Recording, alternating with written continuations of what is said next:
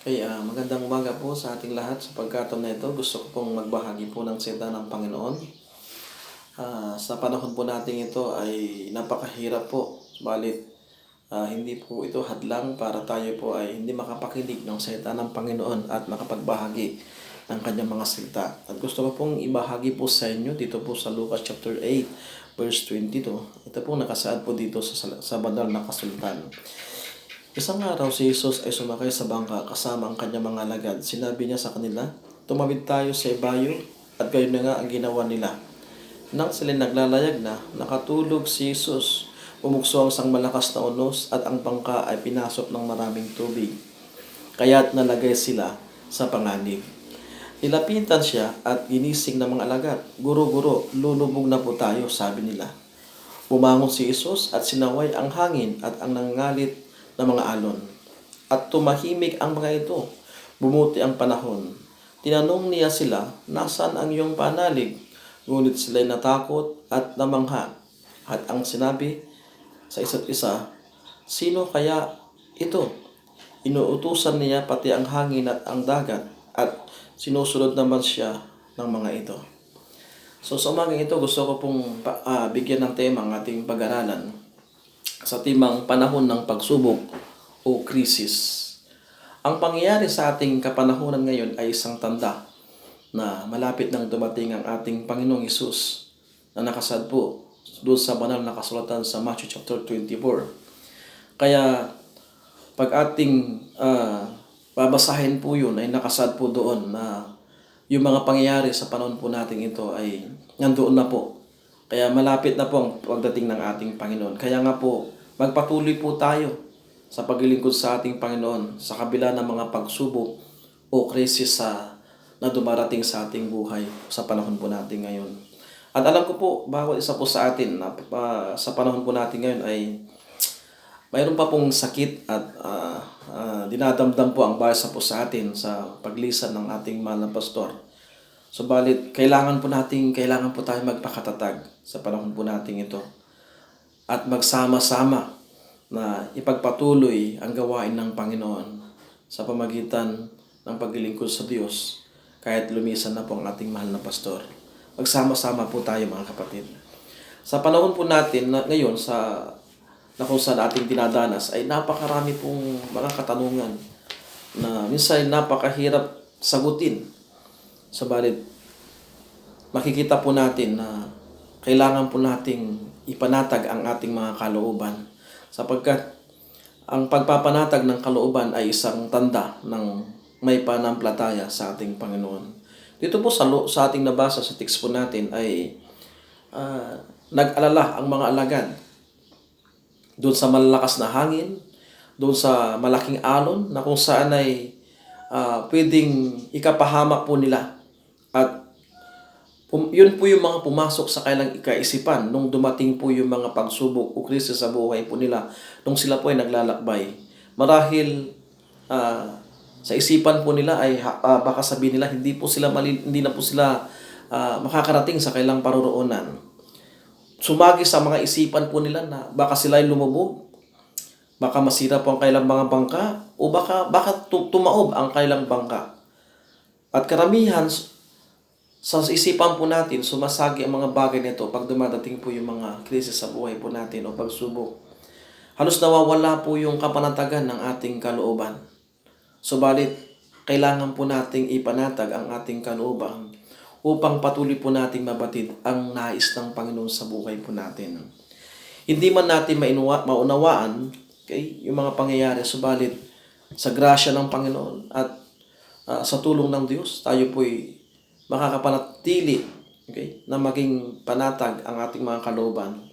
Kaya sa umagang ito, nais ko po na ang bawat kalooban po natin ay ipanatag po natin na tulad tulad ng ginawa ng ating Panginoon na sa kabila ng mga unos, siya po ay natutulog. So ibig sabihin, mayroon pong kadahilanan ang Diyos sa mga bagay nito na minsan hindi po natin maunawaan, maintindihan na mga sitwasyon. Subalit kailangan po natin ipanatag ang ating kalooban. Marahil siguro sa panahon natin ito ay maraming nag-aaburido, maraming nag-aalala. Subalit nawa, tayo mga mananampalataya, isa po dapat tayo na kung saan ay may kapanatagan ang kalooban upang ang mga taong nasa paligid po natin nakakatingin ay tayo po ang titignan at gagawing halimbawa upang sila rin po ay mapanatag sa kanilang kalooban.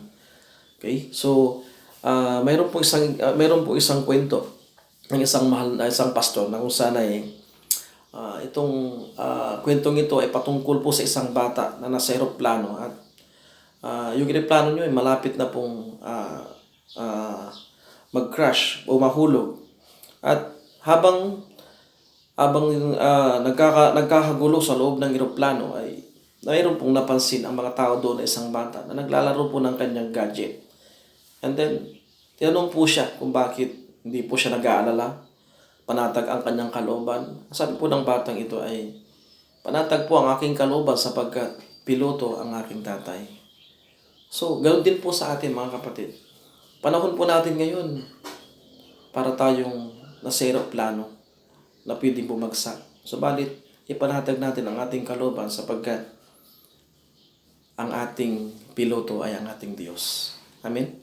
So, napakaganda po na maisip po natin sa buhay po natin na sa kabila ng sitwasyon po natin, ang Panginoon may control po ng lahat. Kaya wag po tayo mag-alala. Ipanatag lang po natin ang ating kalooban sapagkat marami pong mga pangako ang Panginoon. Okay?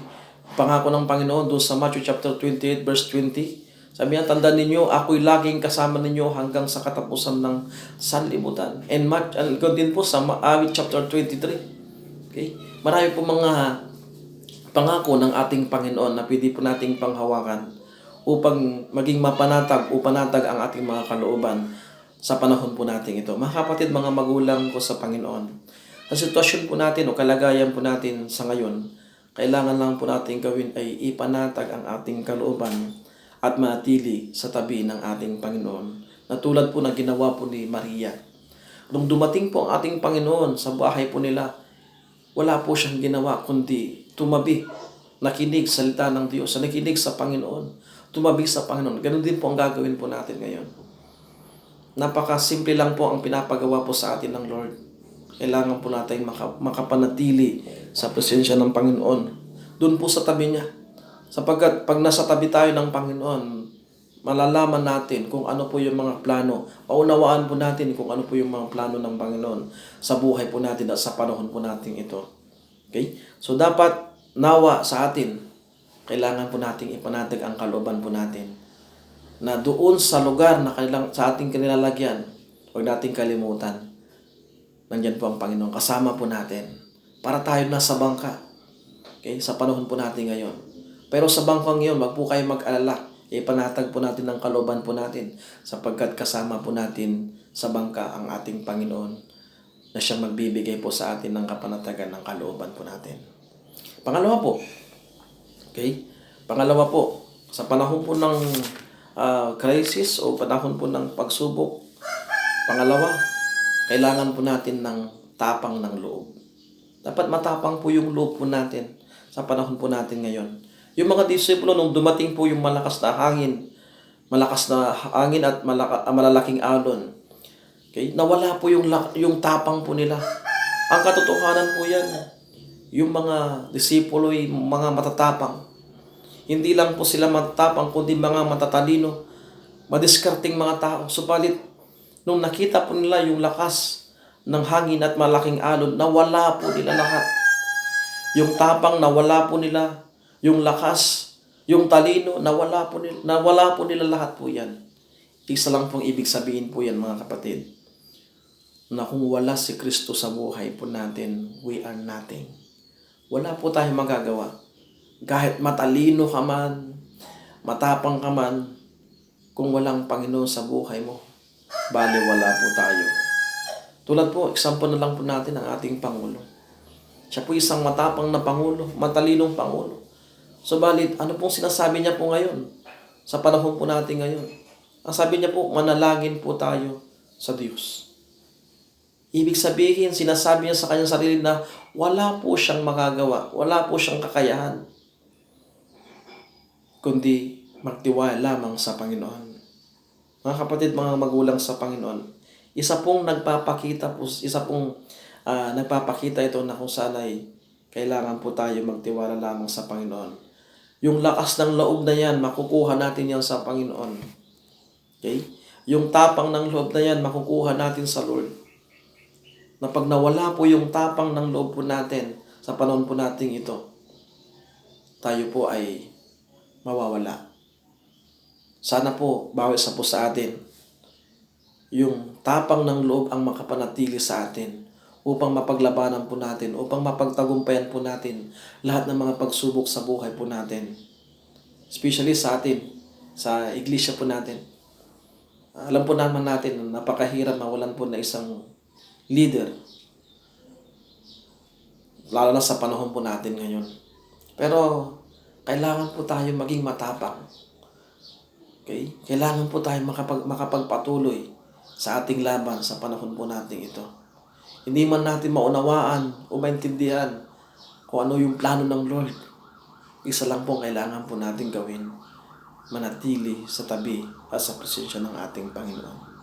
Sabi po nga ng isang pastor na nakausap ko sabi niya sa akin ay, isa lang ang dapat natin gawin. Palaging manatili sa presensya ng Lord. Yan lang po yung kailangan po natin gawin ngayon. Sapagkat pag nasa presensya tayo ng ating Panginoon, doon po tayo tatapang. Doon po lalakas yung loob po natin. Doon po mapapanatag ang ating kalooban. Sapagkat wala pong magagawa ang tao kung wala si Kristo. Amen. Pangatlo. Okay? Maliban po sa ipanatag natin ang ating kalooban, magkaroon po ng matapang na kalooban. Pangatlo, magtiwala at manampalataya lamang sa Diyos. Noong dumating po yung unos sa mga alagad, nung sila po ay papuntang Ibayo, nawala po nila yung faith po nila, yung panampalataya nila sa Panginoon, yung tiwala nila sa Diyos, nawala po. Okay? That's why, yun yung naging dahilan kung bakit sila nag-alala at nawala po yung tapang ng kanilang kalooban. Bakit? Sapagkat nawala po nila yung panampalataya nila at paniniwala nila sa ating Panginoon. Yung pagtitiwala. Okay? Alam niyo po, sa atin, halos lahat po ngayon nanalangin sa Panginoon. Subalit sabi ko nga, napaganda po ang pagkakataon na ito na kailangan tayong maglaan ng panahon sa pananalangin. Okay? Dahil po sa pangyayaring ito, okay, na kung saan ay sa ating bansa, lumalaganap po sa ating mga paligid ang COVID-19 na tinatawag, yung virus na yan. So, napakahirap po. Halos lahat ay nag-aalala. Okay? Subalit tayo po kailangan po natin kailangan natin panatag ang ating kalooban. Kailangan tayong maging malakas at kailangan po tayong manampalataya at magtiwala doon sa plano ng ating Panginoon. Hindi po natin alam, wala po nakakakabatid kung anong kalooban ng Lord sa atin. Subalit ang number one po na kailangan po natin gawin ay magtiwala lamang sa kalooban ng Lord sa atin. Especially sa panahon po natin ngayon. Hindi po natin ubod maisip na ang ating mahal na pastor ay nilisan na po tayo. Dumako na po sa kaharian ng Panginoon sa piling ng ating Panginoon. At napakahirap ang sitwasyon po natin ngayon. Subalit mga kapatid, isa lang po ang mensahe ng ating Panginoon sa pagkataon nito. Tayo po ay magtiwala at manahan sa presensya ng Panginoon. Ang panampalataya sa Diyos at pagtitiwala lamang sa Kanya ang pinaka-the best na dapat po natin gawin sa pagkakataon na ito. Sapagkat kahit ang mga taong matatalino ngayon, taong malakas, bansang malakas, wala po silang nagagawa. Diyos lamang po ang pwedeng makagawa ng lahat.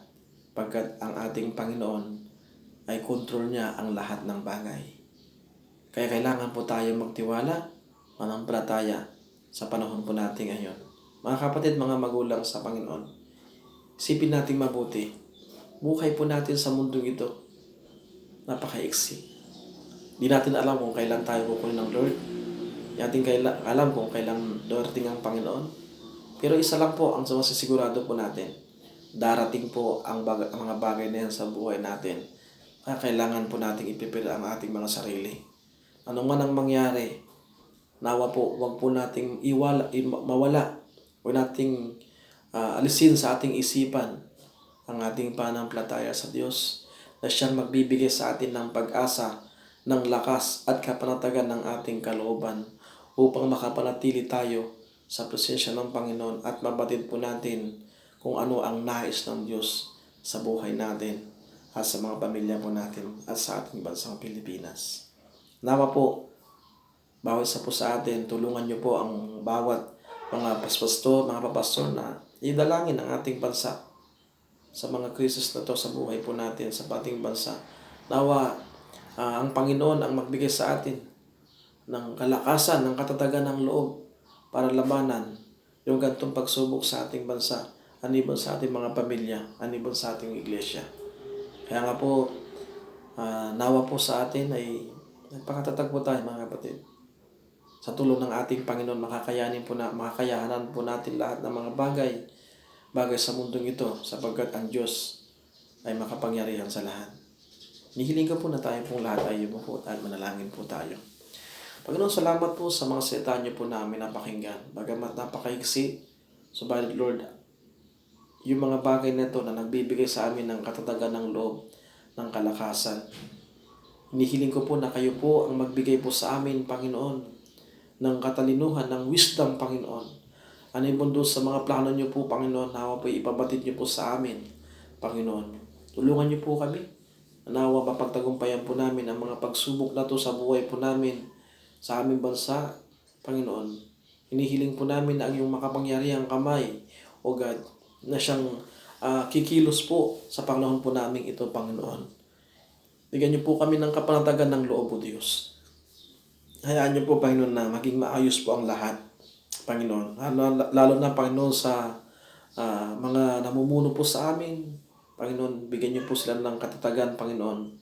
Sa mga frontliner po namin, mga doktor, mga nurses, Panginoon, hinihiling po namin. Kayo po mag-ingat po sa kanila. Bigyan niyo po sila ng katatagan ng loob, Panginoon. Salamat po sa Panginoon Jesus. Amen.